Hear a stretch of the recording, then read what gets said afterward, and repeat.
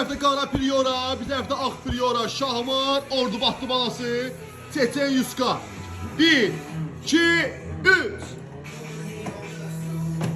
Kimin sürüşü normaldir, o da aparacaq bura. Axıra heyecan Qırdıdan.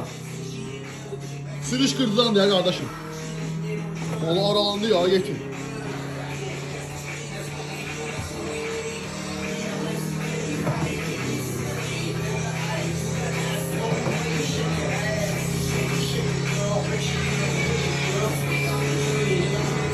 Yok en güzel bazaramız.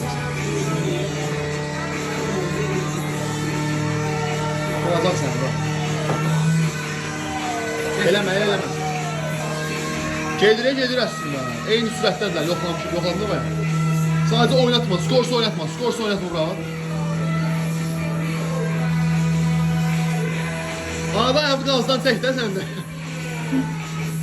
Geriyi be.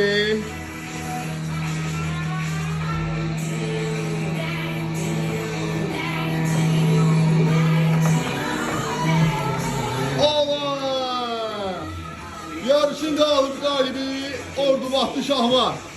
Canavarım mənim, indi yerləri dəyişirik. Yetir, indi sən keç ora, sən gəl ora bura. Yerlər dəyiş. Yetim apardığında yetim, qurtar da qardaşım. Dayan da la.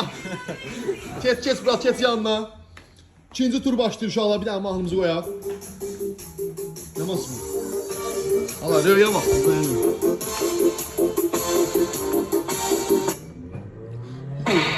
Bayaq kim saxla? İkinci tur başlayır inşallah, bir dəfə Ordubadlı Şahmar, qara priora ilə. Birlə yetim, birlə sıx. Birlə sıx hələ ki, davay, dayan.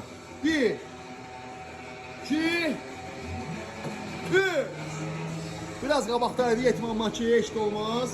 Gəlir. Elə eləmə, dartma üstünə, istə dartma. Bunun arxa cizgi var, baxın oradan görün. Dirənib gəlir ha səni.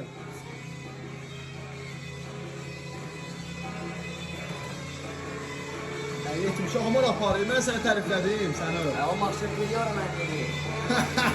Bayağı çıkan yetti. Eyni şeydə qardaşım, eyni maşındınız da dəyişdi maşınları. Görsən, Şahmara bak.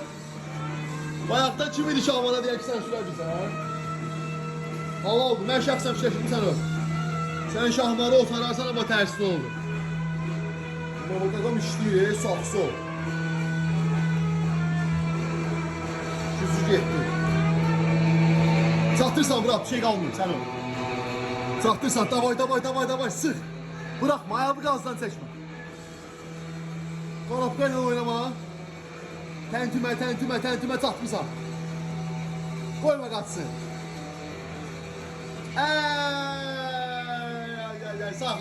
Saxla. 2-0 Priora'da. Kim aparır? Canavar Ordubadlı Şahmar. Eşek qaqaşım.